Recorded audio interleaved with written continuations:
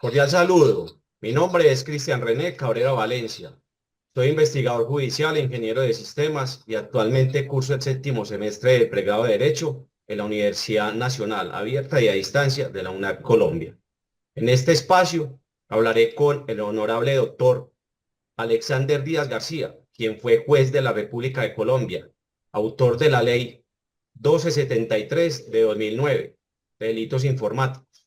Cuenta con estudios de ciencias penales, ciberseguridad, un gran conocedor de la tecnología y el derecho informático, tanto en universidades nacionales como internacionales, como es el caso de España.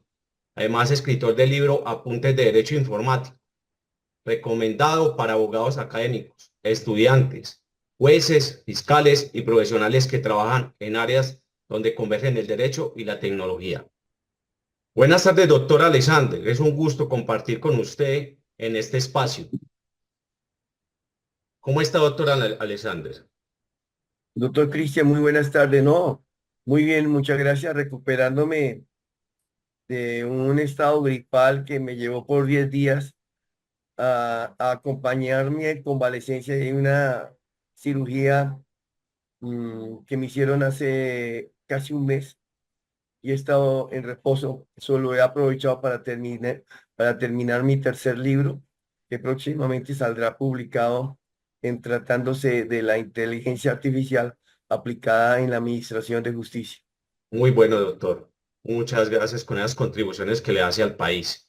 Doctor, eh, para mí es un agrado tenerlo acá porque es muy difícil contactar a una persona tan honorable como usted, creadora de la Ley 1273 de 2009, de la cual muchas personas desconocen de los delitos informáticos, de los cuales jueces y fiscales también desconocen por, porque no han sido capacitados.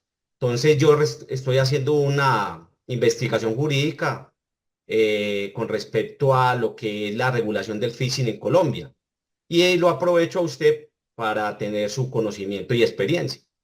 Estoy realizando un proyecto de investigación jurídica que trata de qué tan eficiente ha sido la ley penal 1273 de 2009 en la regulación del delito del phishing en Colombia. Cabe resaltar que para mí es muy importante su colaboración en este proyecto, ya que usted, como creador de la ley antes indicada, me puede orientar, como ya lo dije, con su experiencia y conocimiento. Sería bueno, doctor, conocer primero qué lo indujo a usted o cuál fue su iniciativa para crear esta ley, conocida como la Ley de los Delitos Informáticos en Colombia, doctor. Gracias, doctor Cristian, por la invitación que me haces a esta entrevista y que va a ser parte de tu investigación sobre el tipo penal eh, que no está incluido en nuestra ley, pero sí está subsumido en otros tipos de la misma especialidad. Nuestra ley tuvo muchos inconvenientes.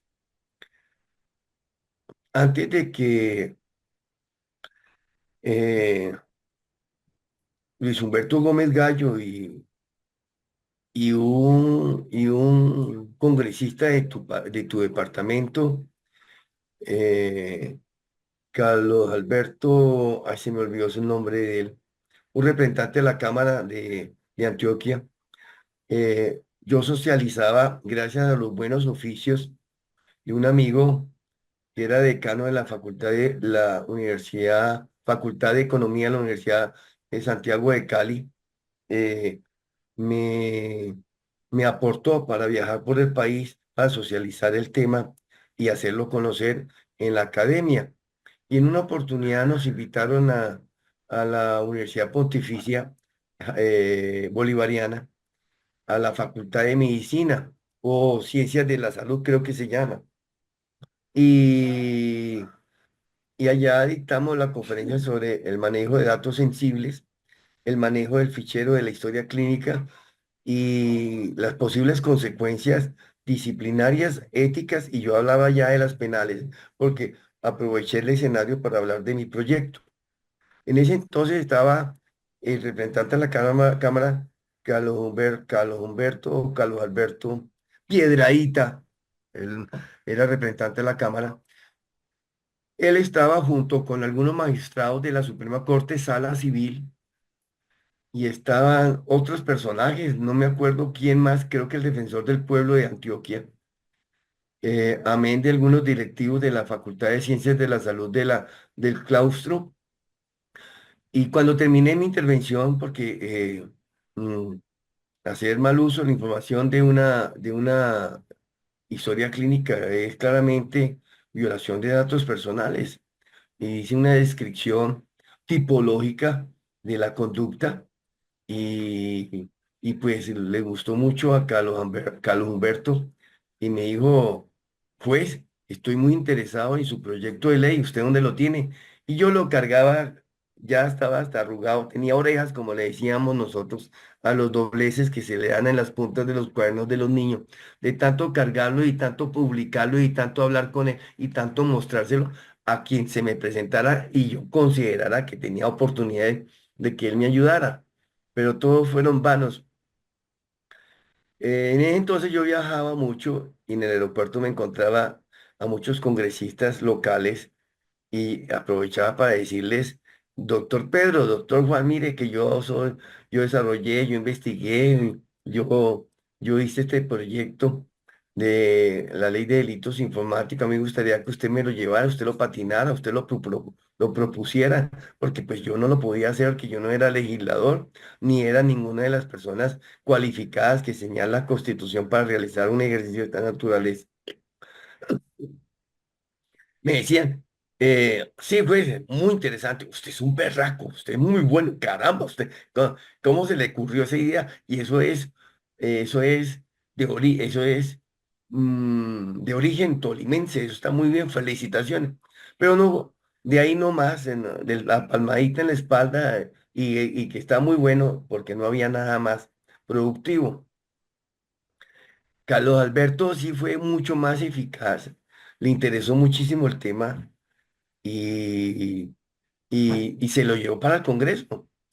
Me dijo, doctor, ¿cuándo hablamos?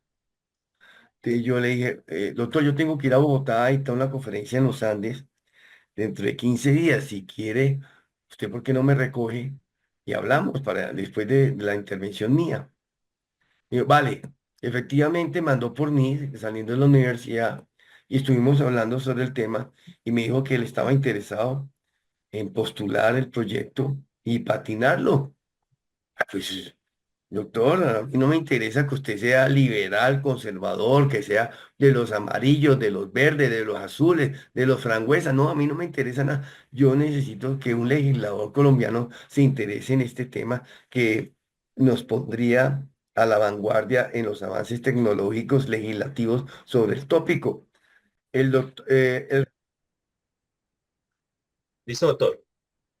El representante de la Cámara de tu departamento estuvo muy interesado esa vez en mi charla que dicté en la Bolivariana y me dijo que él me llevaba el proyecto que con gusto. Entonces nos vimos como a los 15 días en Bogotá y hablamos de los detalles y volví a encontrarme, entre otros, a Luis Humberto Gómez Gallo, el senador, en ese entonces era el presidente del Congreso. Me dijo, Alexander, ¿qué hubo? ¿Qué hubo el proyecto? ¿Qué tal? ¿Cómo va? Bien.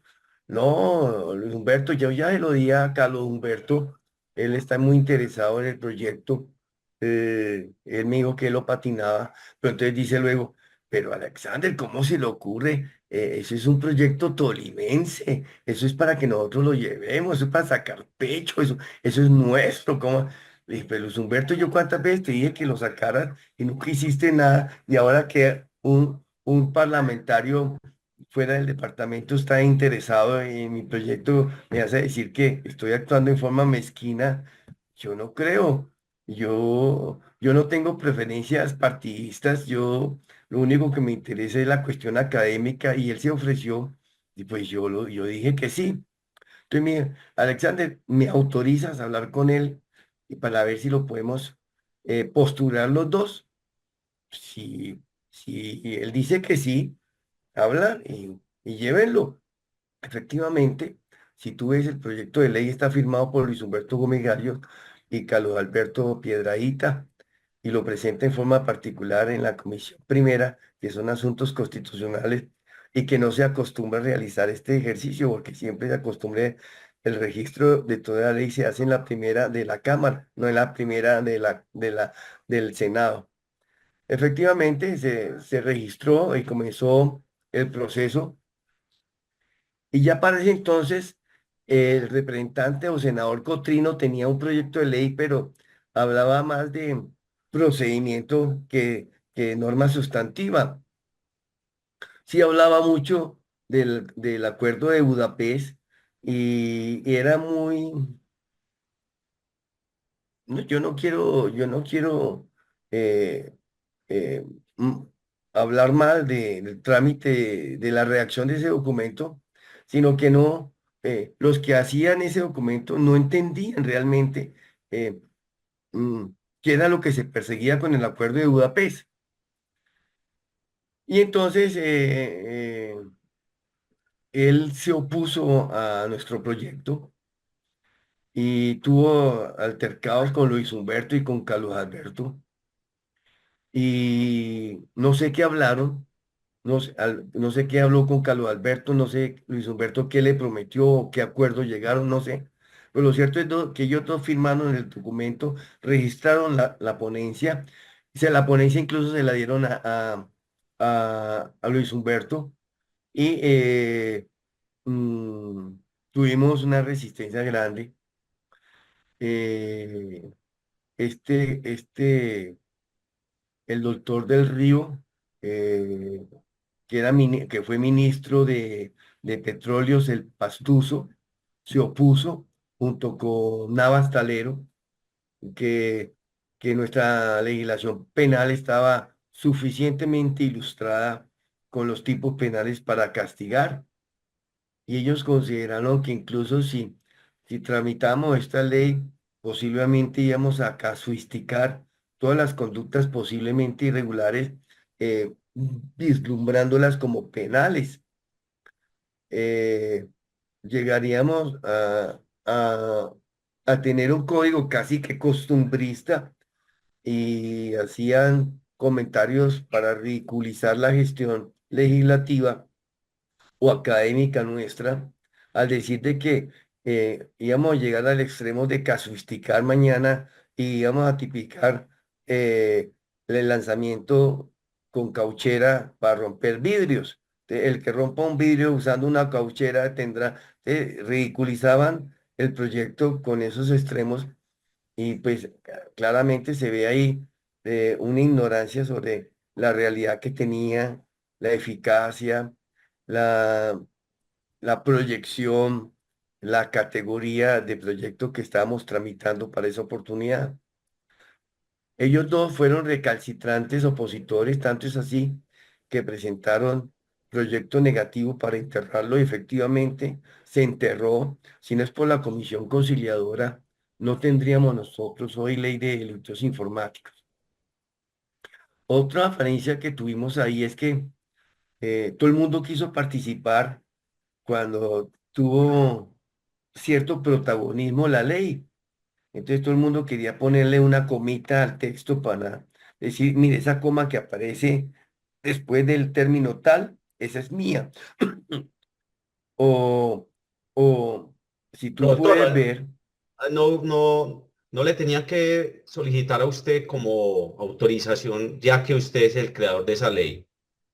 O sea, el por qué ellos iban a interferir en ese proyecto, en esa ley. no, lo que pasa es que ellos estaban, ellos tenían mejor respaldo que yo. Ellos se preguntaban, ¿quién es Alexander Díaz?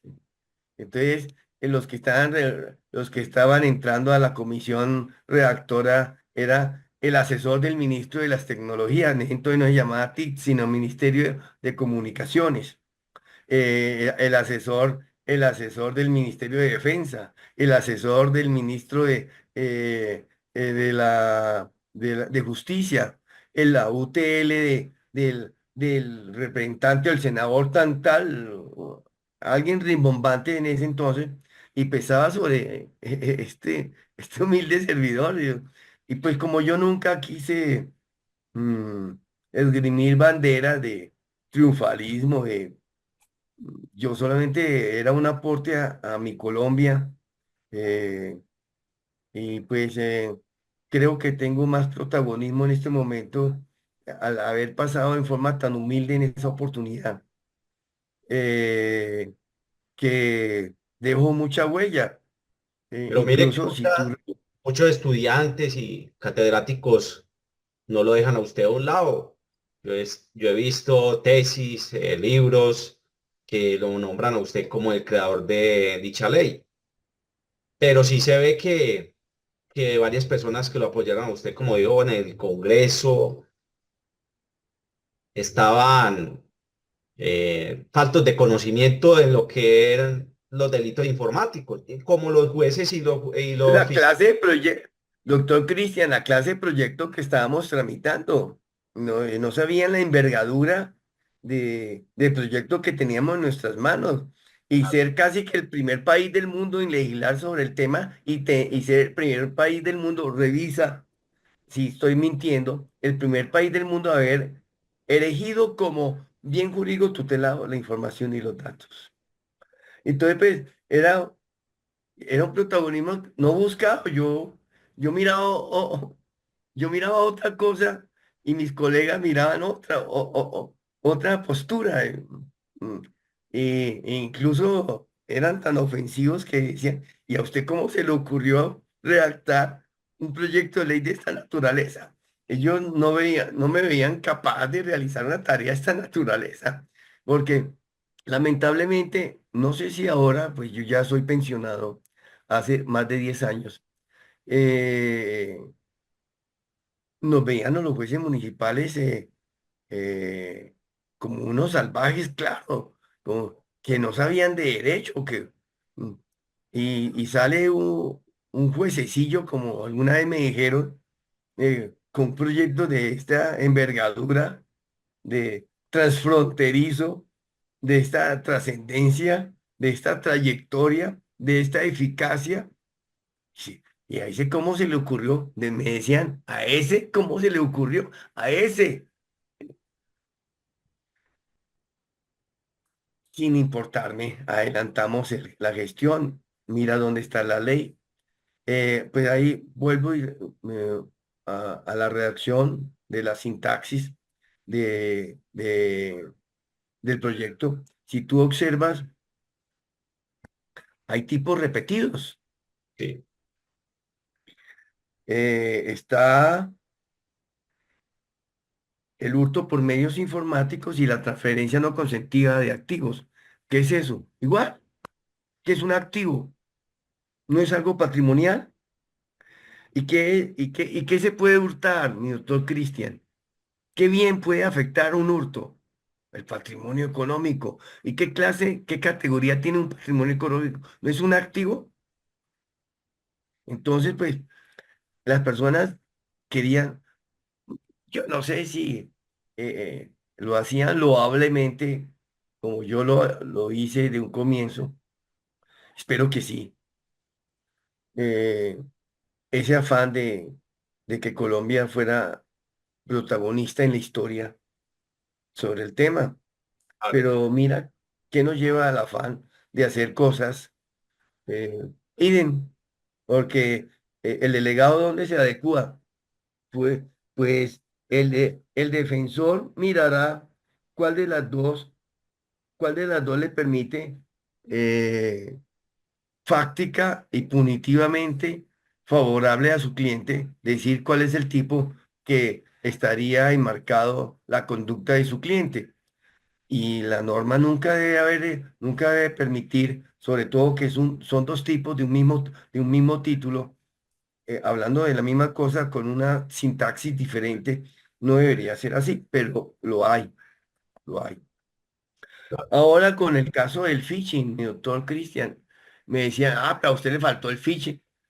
Pues voy a retomar el tema que me decían en ese entonces. como justificante para hundir el proyecto. Navas Talero decía que ¿para qué vamos a agregarle más tipos a nuestro código si lo que existe hoy es suficiente para castigar las conductas irregulares o ilícitas? Decía así.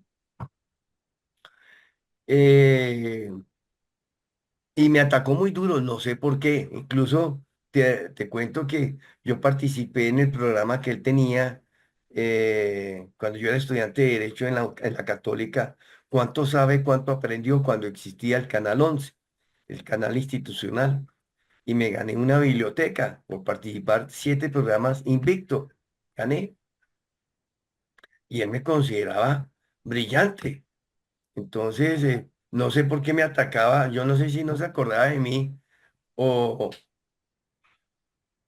mm, pensó que yo tenía un talento reducido para yo producir materias de esta naturaleza y sugerir hundir un proyecto de tal envergadura, pero eh, el doctor, no era doctor del Hierro, no, miento, Parmenio Cuellar era el otro senador, junto con el representante en ese entonces, Navas Talero, los dos se unieron para presentar proyectos negativos y lo hundieron, y no es por la comisión conciliadora que lo sacó adelante. Eh, no, yo no creí que era necesario el phishing porque el phishing está subsumido en el acceso abusivo al sistema informático, porque realmente un phishing es eso. A ti accesan a tu informaciones mediante un SEO al que lamentablemente caes, pero accesan sin estar autorizados y, y a realizar actividades que no son legítimas. Eh, eh, y Doctor, y en ese contexto, cualquier persona, sea niños, niñas, adolescentes, adultos, pueden caer en ese phishing. ¿Usted qué dice? claro, yo creo que sí. Y ahora con mucha más razón porque recuerda tú que antes los juegos eran unipersonales. Tú jugabas y y hacías el score. Ahora no. Tú participas con un jugador en Taiwán, con un jugador en Sydney, con un jugador en Quebec y estás hablando con ellos. Incluso puedes hacer equipos con ellos y tú sin saber quiénes son ellos.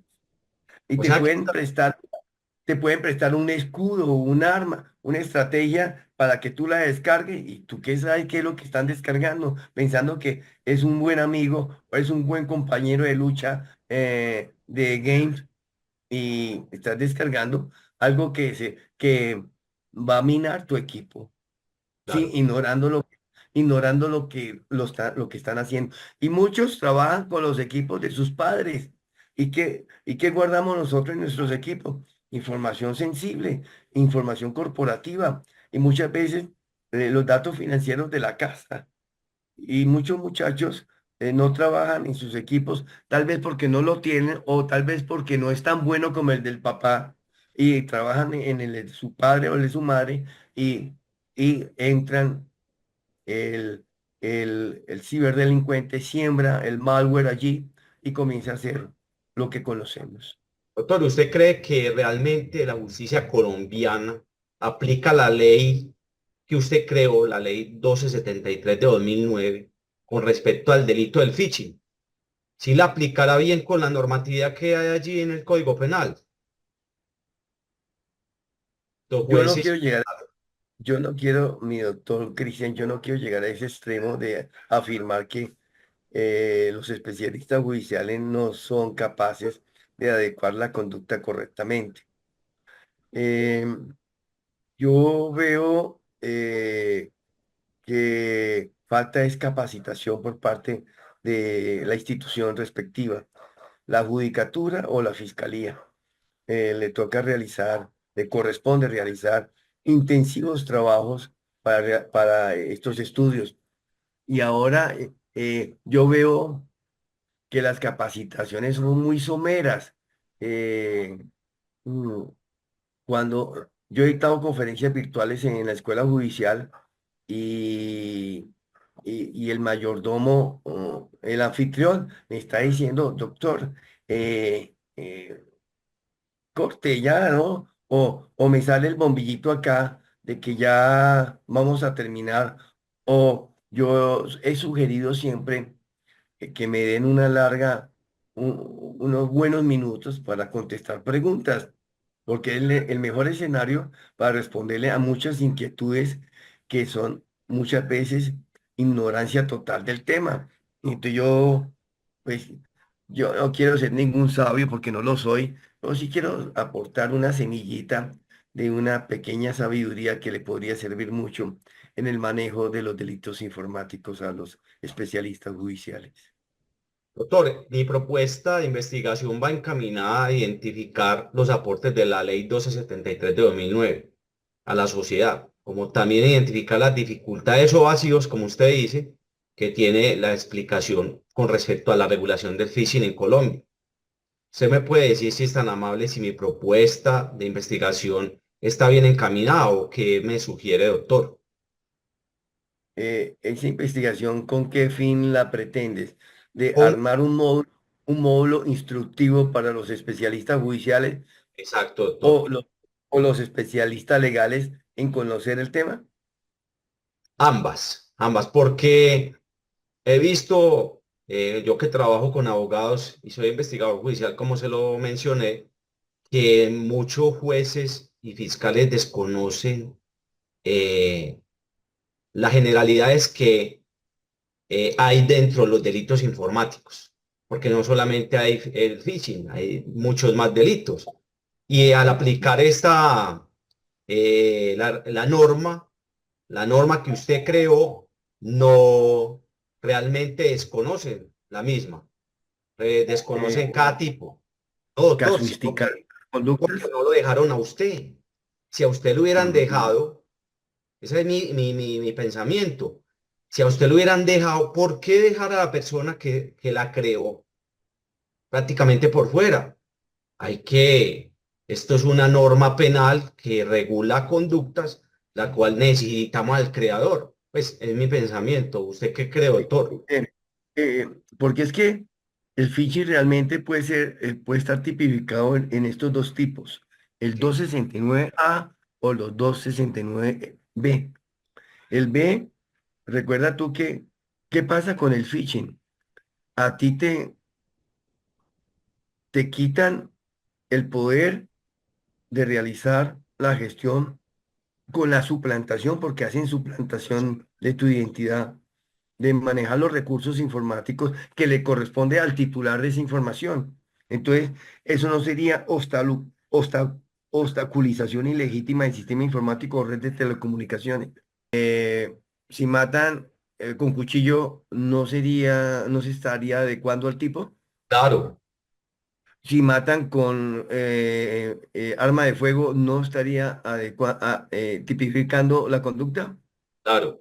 Si, si lo hace con asfixia mecánica, no estaría dentro del tipo. También estaría dentro del tipo. Entonces, ¿para qué necesitamos nosotros tipificar tres conductas diferentes a la que nos permite llevar a la misma conclusión, que es cegarle la vida a alguien? ¿No crees? Que Claro, igual pasa con el...